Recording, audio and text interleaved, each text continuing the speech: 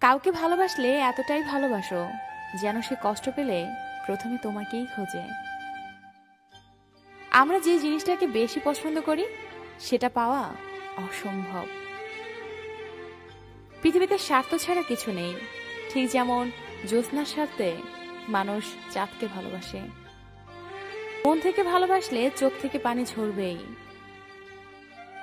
বিপদের সময় যারা পাশে থাকে না, শুধু সুখের সময় বলে আমি আছি, তাদের দূরে রাখাই ভালো।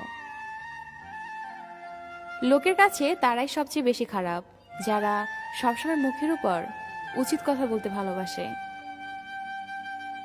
স্বার্থে আঘাত লাগলে মানুষ হিংসার চরম পর্যায়ে পৌঁছে যায়।